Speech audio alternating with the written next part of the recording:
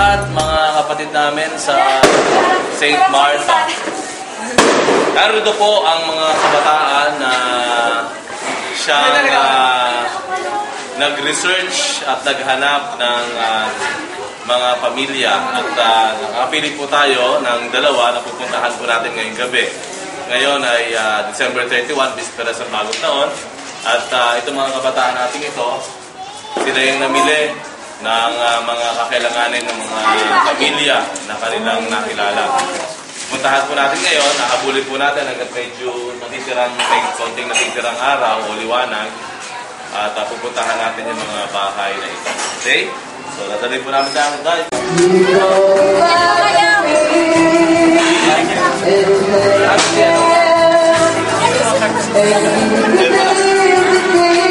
Okay. Maraming salamat sa pinigit sa amin, pamilyang Victor po. Lalo na po sa Father James, Hero. Maraming salamat. Lalo po po. Ayan. Si Tatay Pintor. Ito, pasalamat po tayo mga taga-Amerika po. Kaya ba yung pasalamat niya sa kanya? Maraming salamat po.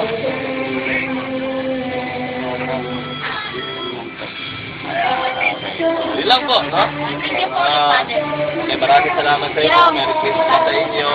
Happy New Year sa inyo. Kumikip pa kayo lagi. Ayan, okay.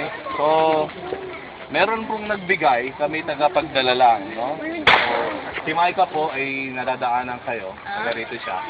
Hindi niya, siya bumisita na yata dito, no? So, natandaan niyo ba yung mukha niya? Okay. Natandaan niyo, ha? At siya yung nagsabi, no? May nagbigay naman. So, kami, bumili na lang at para sa inyo po ito, no? Para sa inyong Christmas at New Year. Ang nakakaliwa. Yan po ay, ano ba to? Pancake. Ayan. So, may kasi po tayong nadala, nabili. Ito po ay kumot.